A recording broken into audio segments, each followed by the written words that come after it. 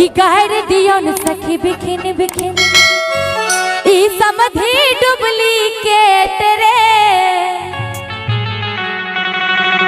कहर दियो न सखी बिखिन बिखिन ई समधी डुप्लीकेट रे।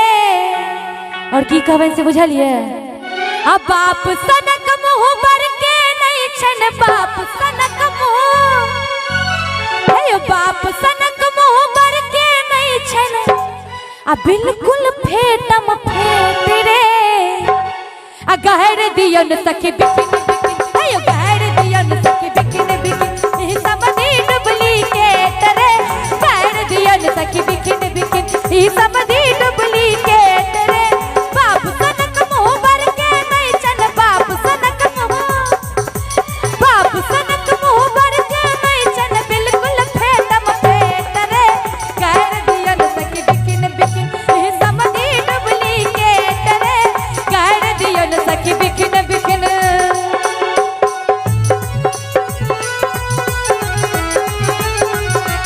ओहो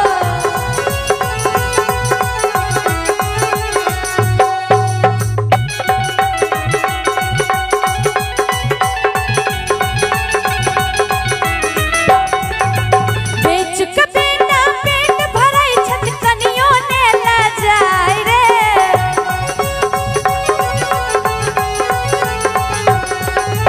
बेच के बेटा पेट भराई छत कनियो ने ला जाय रे। बेच के बेटा पेट भराई छत कनियो ने ला जाय रे। और देखियो कहै छथिन समधी का यो बेच के बेटा पेट भराई छत आ कनियो ने ला जाय रे। और की बनल छले यो माछ बनल रहते की माछे बनल रहे ने तो कहबै कि बिना माछ के दांत मोरा बिना दांत के माछ मोरा टुप टुप गिरत जाय रे। बिना दांत के माछ मोरा टुप टुप गिरने जात रे। बाप सनक मुँह बर के नहीं छन बाप सनक मुँह बाप सनक मुँह बर के नहीं छन बिल्कुल फेटम फेट रे। गहर दियन सखी बिकिन बिकिन हेयो गहर दियन सखी बिकिन बिकिन ई समधी डुबली गहर दियन सखी बिकिन बिकिन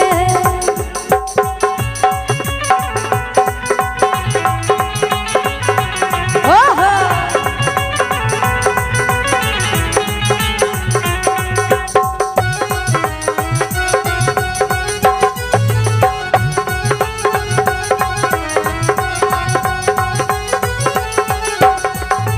लदर फदर सन धोती छनिया कुर्ता ढाका लोल रे।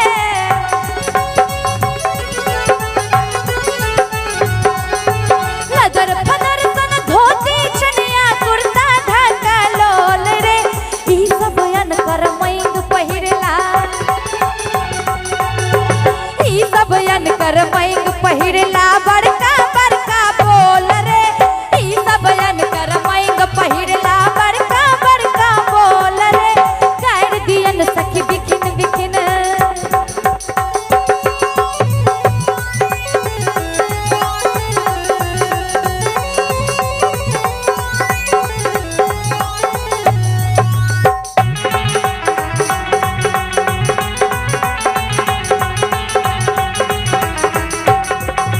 समधी ने हमर फूल कुमारी बुढ़वा सो की आस रे।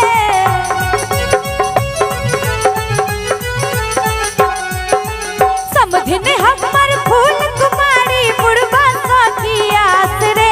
समधी ने हमर फूल कुमारी आ बुढ़वा सो की आस रे।